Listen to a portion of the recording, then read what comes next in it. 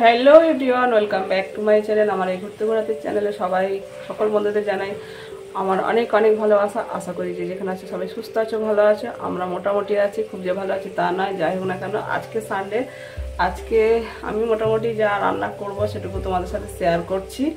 তো দেখতে থাকো ভিডিওটি। তো আমার ছেলে তো এখানে থাকে না, ছেলের জন্য আজ স্পেশাল একটু চিংড়ির কিছু হালকা হালকা রান্না করব। কেননা আমাদের এখন রিচ খাওয়া বিশেষ করে হাজব্যান্ডের চলবে না। হাজব্যান্ডের একটা প্রবলেম হয়েছিল, বিশাল প্রবলেম ছিল আলাদা। আমাদের এখন লাইফস্টাইল অনেকটাই চেঞ্জ করতে হবে, কেন কি শরীর স্বাস্থ্যের কথা ভেবে। কারণ কি করব বলো বন্ধুরা, হালকা পাতলা খাবার খাওয়াতে তো হবে বন্ধু। তাই আমি ছেলের জন্য কিছু রেসিপি আজকে বানাবো। চিংড়ি মাছের একটু ঝাল টাল করে দেবো সর্ষে বাটা দিয়ে, এমন কিছু না। চিংড়ি মাছগুলো কড়াই দিয়ে দিয়েছি। চিংড়ি মাছগুলো জল বেরিয়ে গেছে কেন জানি না, ফ্রিজে ছিল যদিও কদিন ধরে। আমার তো সেইভাবে রান্না বান্না এখন হয় না, বুঝতেই তো পারছো।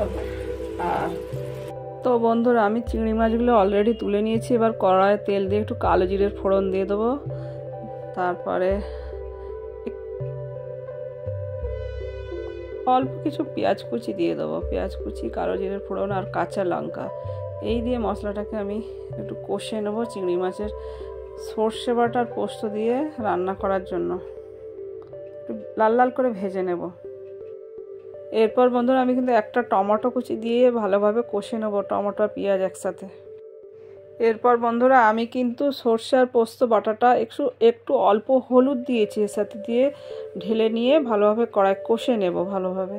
মানে অল্প একটু কষবো, খুব একটা না, যাতে কাঁচা গন্ধটা একদম না থাকে সর্ষের।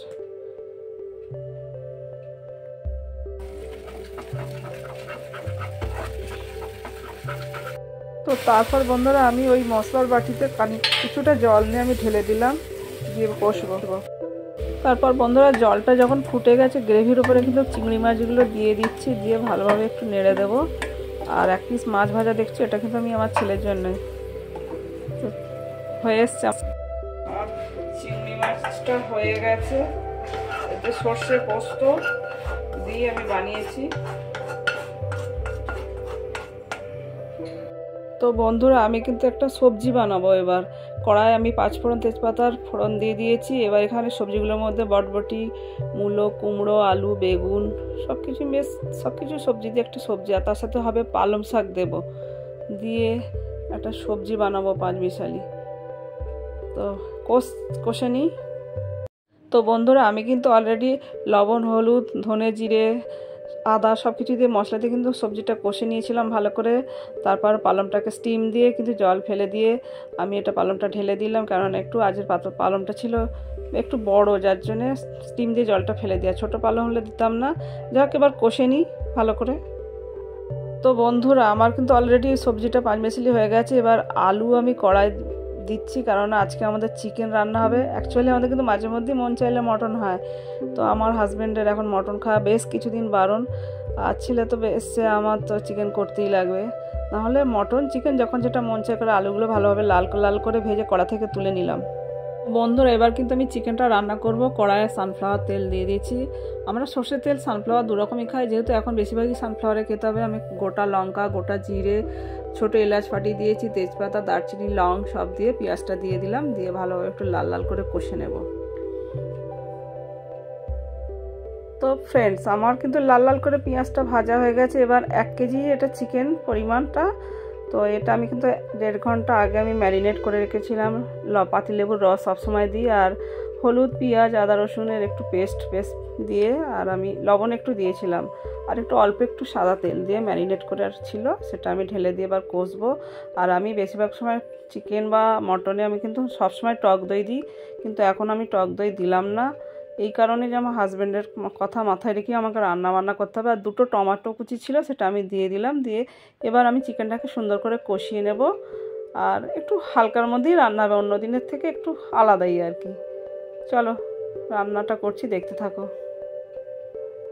তো ফ্রেন্ডস চিকেন কিন্তু কষতে কষতে হয়ে যায়, তোমরা সবাই জানো। তো আমারও সেইভাবে হয়ে গেছিলো। আমি শেষে অল্প একটু জল দিয়েছিলাম, দিয়ে এবার ধনেপাতা কুচি দিয়ে এটাকে আমি ডেকোরেশন করে নিচ্ছি।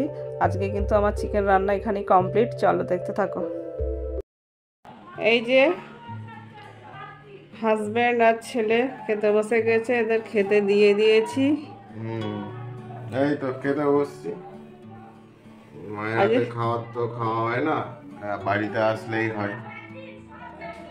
যা দেখছো বন্ধু, আমার ছেলে বাড়িতে আসলে খাওয়া হয়, যার জন্যই ও মায়ের হাতে খাবার সত্যি খুব মিস করে রোজ। চলো, হাজব্যান্ডে দেখছো তো, আমার হাজব্যান্ডে কদিন বাড়িতে রেস্টে ছুটিতেই আছে এখনো। ওদের দুজনকে আগে খেতে দিয়ে দিই, তারপর আমি পরে খাবো, কেননা কিছু করার নেই।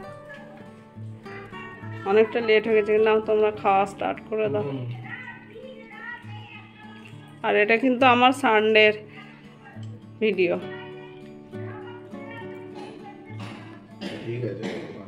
তো বন্ধুরা, আমার কিন্তু আগে বলে দেওয়া হয় না যে মেনুতে কী কী ছিল। চিংড়ি মাছ সর্ষে পোস্ত দিয়ে বাটা ছিল, একটা কাতলা মাছ ছিল ছেলের জন্য বিশেষ করে, আমার আর নেব না। তো একটা পাঁচমিশালি সবজি, চিকেন, স্যালাড, শসা, পেঁয়াজ তো পেঁয়াজ না, শসা, লেবু এসব থাকে। এছাড়া পাঁপড় ভাজা ছিল, আর ডাল কিন্তু ফ্রিজে ছিল, আমি বের করতে পারিনি। ছেলে কিন্তু ডাল ছাড়া খেতে পারে না, আমার যা হোক আজকে হয়ে ওঠেনি, মানে ছিল ডালটা, আমার বের করে দেওয়া হয়নি ফ্রিজ থেকে। এই দিয়ে ওরা আজকে দুপুরে লাঞ্চ সারুক, আর আমি একটু লেটে খাবো, কেননা একসাথে খেতে গেলে আমার হবে না, আমার কাজের লোক আসছে না এখন, যার জন্য আমাকে বাসন টাসন মেজে আমি স্নান করে পরে খাবো। চলো দেখতে থাকো ভিডিও।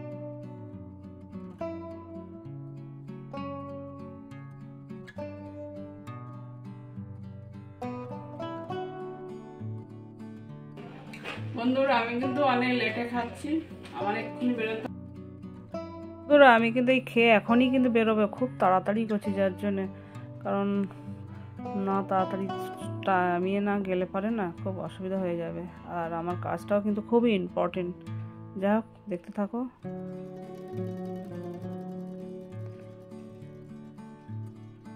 মানে গোগ্রাসে খাচ্ছি যাকে বলে, বুঝতে পারছো? চলো দেখতে থাকো ভিডিওটি।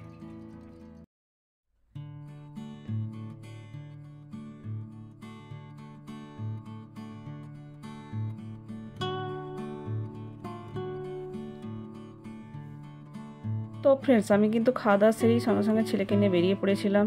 আমি আমার যে কাজের জন্য গিয়েছিলাম, আমার ওটা খুবই ইম্পর্টেন্ট কাজ ছিল। যাই হোক না কেন, কাজ আমার সাকসেস হয়েছে। আমার সকাল থেকে মানে আমি টেনশন নেই মাথায়, রান্না বান্না সব করেছি, করার পরও আমি কাজটা সাকসেসফুল হয়েছে। আমার কাছে আমি ভীষণ হ্যাপি যে কাজটা আমার সাকসেস হয়েছে, কারণ আমার স্যাটারডে সানডে যাই হোক বা কোনো হলিডেও যদি থাকে, আমার কাজ থাকে, যখন তখন আমার ডাক পড়ে আমাকে যেতেই হয়।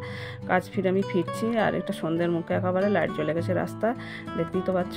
আর ভিডিওটি আমি আর লং করছি না। আমার ভিডিও যদি তোমাদের ভালো লাগে, লাইক, কমেন্ট, শেয়ার, আমার সাবস্ক্রাইব করে আমার পাশে থেকো বন্ধুরা। আর যে যেখানে আছো সুস্থ থেকো, ভালো থেকো। Thanks so much watch this my video. Thank you. চলো টাটা, আবার দেখা হবে পরবর্তী একটু নতুন ভিডিওর সাথে। সঙ্গে থাকবে সবাই।